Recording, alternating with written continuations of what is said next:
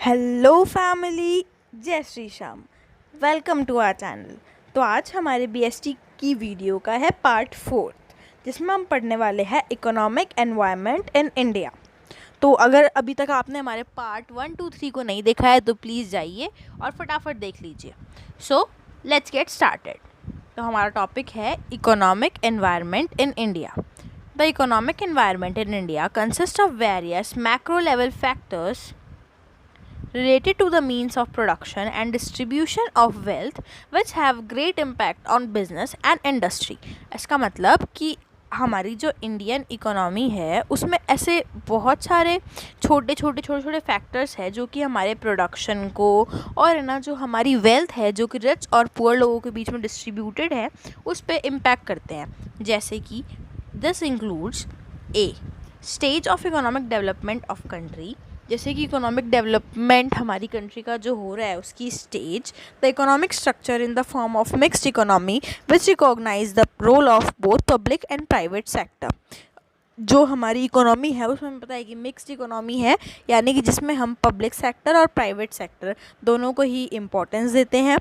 Third point है economic policies of government including industrious, monetary and physical policies, यानी कि हमारी जो गवर्नमेंट की पॉलिसीज़ है जैसे कि इंडस्ट्रीज़ के जो वो पॉलिसी बनाते हैं, मॉनेटरी यानी कि पैसे से रिलेटेड, करेंसी से रिलेटेड जो पॉलिसी बनाते हैं, और फिजिकल पॉलिसीज़, ये हमारी कुछ पॉलिसीज़ होती है। अगला पॉइंट है कि जैसे हमारी इकोनॉमिक प्लानिंग है, हमारे 5 इयर्स प्लान्स है और जो हमारे एनुअल बजट्स है, और ऐसा ही कुछ ये भी हमारा डिपेंड करता है इंडियन एनवायरनमेंट ऑफ बिजनेस पे। अब अगला टॉपिक है अगला पॉइंट है economic indices like national income, distribution of income, rate and growth of GNP, per capita income, disposal personal name, rates of savings and investment, value of export and import, balance of payment and so on।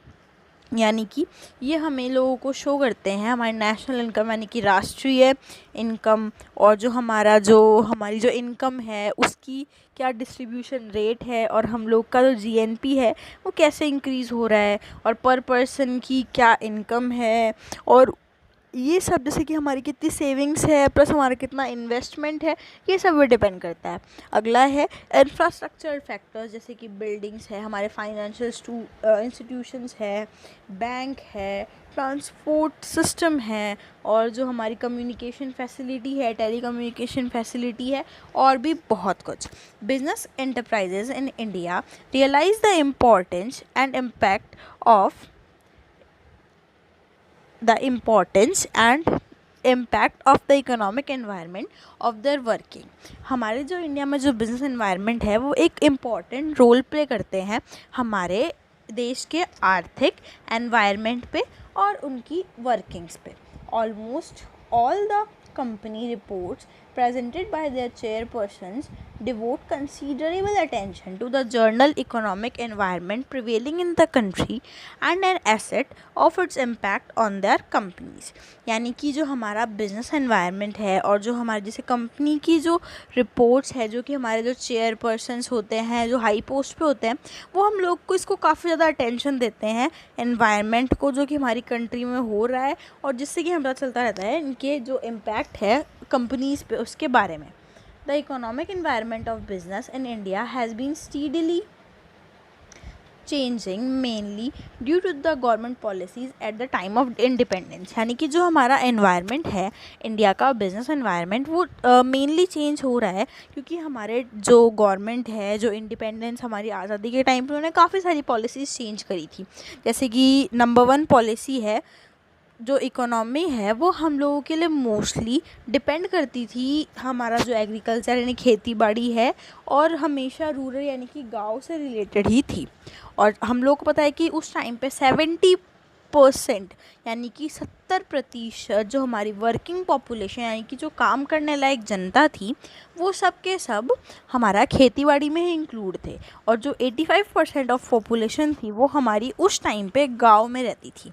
जो production था वो उन बहुत ही ज़्यादा मतलब कि irrational सा था, कभी कम हो सकता था, कभी ज़्यादा हो सकता था। और क्योंकि हम लोगों की जो टेक्नोलॉजी थी वो बहुत ही कम प्रोडक्टिव थी, यानी कि हम लोग के पास कोई फिक्स नहीं था। सपोज़ करो अगर इस साल एक खेत में 100 बोरी गेहूँ हो रहा है तो अगले साल 2 बोरी भी हो सकता है, कैंसिल भी हो सकता है, 50 भी हो सकता है। मतलब कि हमारा प्रोडक्शन बहुत ज़्यादा इरेशनल था और फैक्टर्स थे, जैसे कि वो इन्वायरमेंट डिपेंड करता था, ना कि हम लोगों के लिए सब कुछ फिक्स होता था। और जैसे कि जो कम्युनिकेबल डिजीज़ यानी कि जो एक दूसरे में फैलती है वो भी बहुत जल्दी जल्दी फैल जाती थी। और मोर्टेलिटी रेट यानी कि आप जो जो लोग मरने वाले लोगों की संख्या होती है वो भी काफ़ी ज़्यादा हाई थी। और वहाँ पे अब उस टाइम पे हमारे गवर्नमेंट के पास में कोई भी अच्छा जनता के लिए हेल्थ सिस्टम नहीं था। इसी इकोनॉमिक प्रॉब्लम्स को सॉल्व करने के लिए जो हमारी गवर्नमेंट है उन्होंने काफ़ी सारे स्टेप्स फॉलो किए। और है ना, जैसे कि कुछ जो स्टेट्स है उनकी इंडस्ट्री और जो हमारी सेंट्रल प्लानिंग है उन्होंने जो प्राइवेट सेक्टर का रोल है उसको कम कर दिया। और जो इंडिया के जो डेवलपमेंट प्लान्स जो उस टाइम पर उन लोगों ने फॉलो किए उनके ये कुछ मेन ऑब्जेक्टिव्स थे, यानी कि उद्देश्य थे। जैसे कि जो इकोनॉमिक ग्रोथ है उनको जल्दी जल्दी बढ़ाना, जिससे लोगों की जो स्टैंडर्ड ऑफ लिविंग है वो बढ़ जाए और हमारे देश में जो अनएम्प्लॉयमेंट, बेरोज़गारी और पॉवर्टी है वो कम कम हो जाए। और हमारा सेकंड पॉइंट है कि हम लोग अपने आप में सेल्फ रिलायंट, यानी कि हम लोग सारा प्रोडक्शन खुद कर सकें, हमें कुछ भी बाहर से इंपोर्ट करने की ज़रूरत ना पड़े। ऐसा हम इकोनॉमिक सिस्टम बनाएं और जो कि हम लोगों की इंडस्ट्रीज़ पे बेस्ड हो। और जैसे कि थर्ड पॉइंट है हमारा कि जो लोगों की जो बिल्कुल अनईक्वल, यानी कि जो हमारी जो इनकम डिस्ट्रीब्यूशन है, कोई बहुत ज़्यादा रिच है तो कोई बहुत ज़्यादा पुअर है, उस इनइक्वालिटी को कम करा जाए। और हम लोग एक सोशलिस्ट पैटर्न फॉलो करें जो कि हमारी इक्वलिटी, एकता और जो एक दूसरे का जो लोग बहिष्कार करते हैं उस पर बेस्ड बिल्कुल भी ना हो। और इसी प्लानिंग के चलते गवर्नमेंट ने पब्लिक सेक्टर को एक लीड रोल दिया। ये कुछ क्राइसिस ऑफ जून 1991 है, ये गाइस आप अपने आप पढ़ लीजिएगा।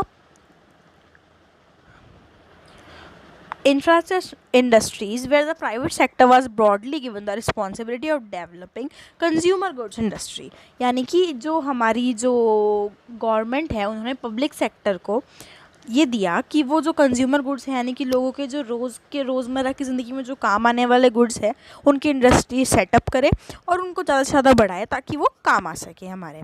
अब इसी टाइम पे गवर्नमेंट ने बहुत सारे रेस्ट्रिक्शंस यानी कि रुकावटें लगा दी प्राइवेट सेक्टर के वर्किंग पे।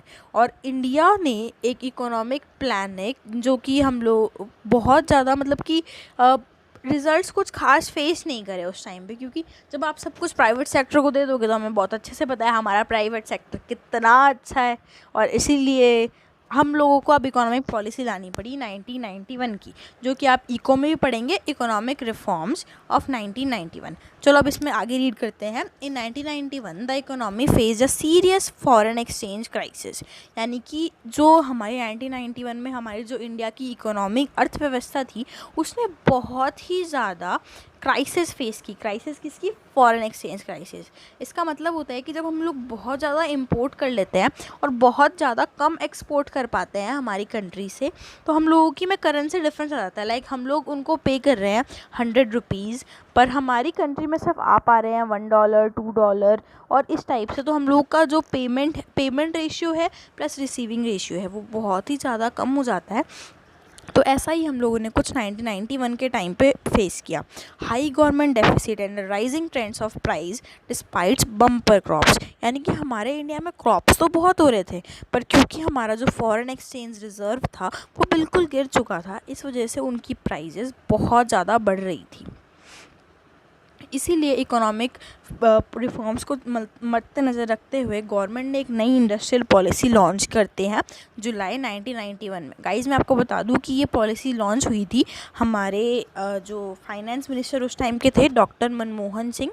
वो पूरे वर्ल्ड के one of the most educated economist में से है और उन्होंने ये वाली पॉलिसी लाने में हेल्प की थी जो कि हमारी इकोनॉमी को बूस्ट अप किया और एक साथ उसमें काफ़ी बदलाव लाते हुए हमें काफ़ी ऊपर ले गए। तो अब पढ़ते हैं इनके सबसे कुछ मेन फीचर्स। तो जो गवर्नमेंट था उसने सबसे पहले जो इंडस्ट्रीज़ थी जो कंपलसरी थी जो कि सिर्फ पब्लिक सेक्टर रन कर सकते थे, यानी कि उस टाइम पे पहले बहुत सारी मतलब 18-19 इंडस्ट्रीज ऐसी थी जो सिर्फ पब्लिक सेक्टर के अंडर कंट्रोल में थी। प्राइवेट सेक्टर उन इंडस्ट्रीज़ को रन भी नहीं कर सकता था और गवर्नमेंट ने उनको काट के 6 कर दिया। अब उसके बाद में अब जो इंडस्ट्रीज़ पब्लिक सेक्टर के लिए रिजर्व्ड थी पहले वाली पॉलिसीज़ में वह डी रिजर्व्ड, यानी कि उनको हटा दिया गया और अब प्राइवेट सेक्टर भी उनको एक्सेस कर सकते हैं, यानी कि वो इंडस्ट्री प्राइवेट सेक्टर भी लगा सकते थे। अब पब्लिक सेक्टर का जो रोल था वो सिर्फ 4 इंडस्ट्री तक रह दिया गया इम्पोर्टेंस को जानते हुए।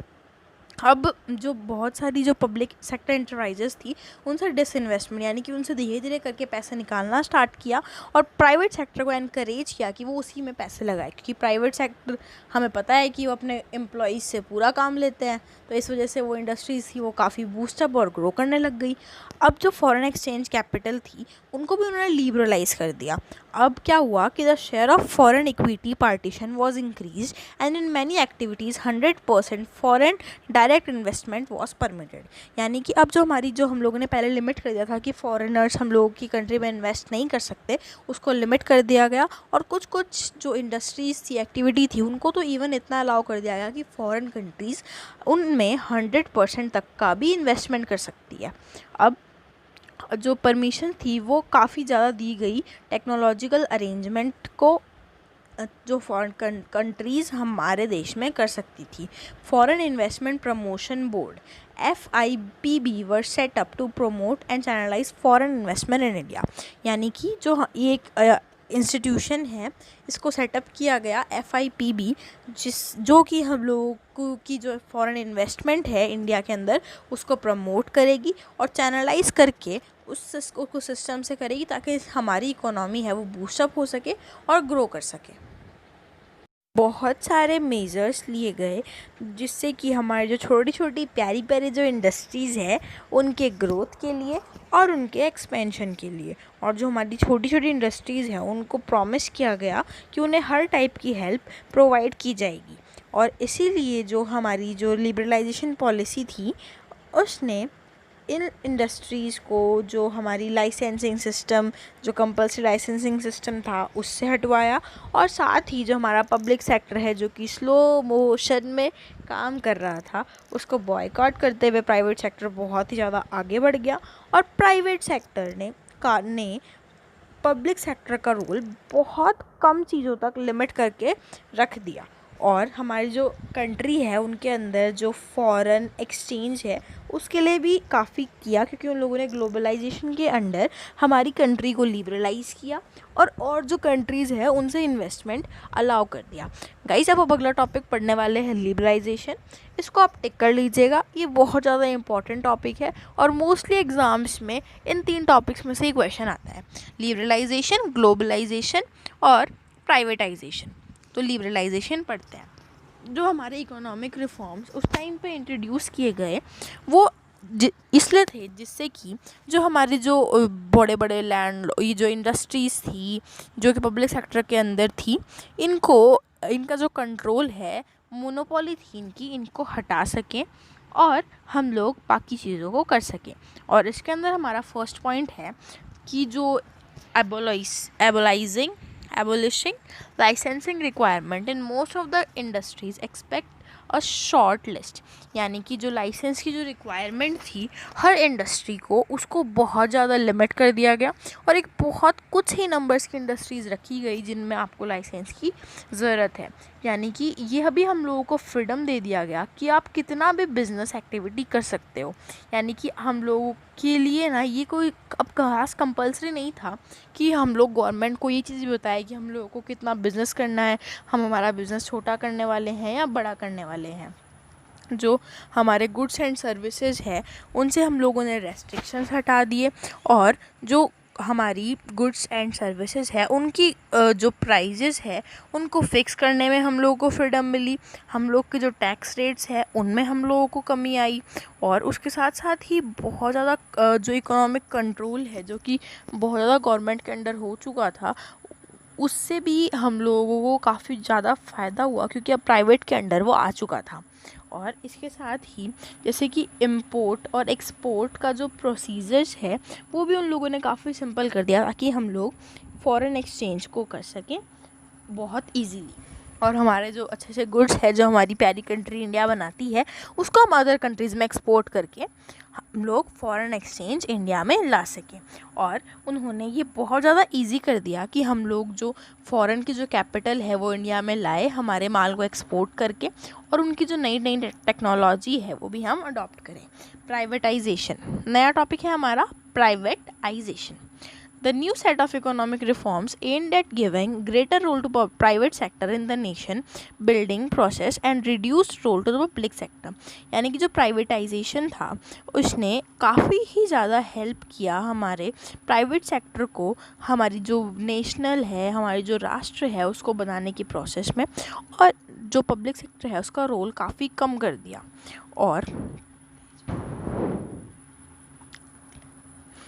और ये जो हमारी कंट्री है उसका एक रिवर्सल डेवलपमेंट स्ट्रैटर्जी थी जो कि इंडिया ने बनाई थी।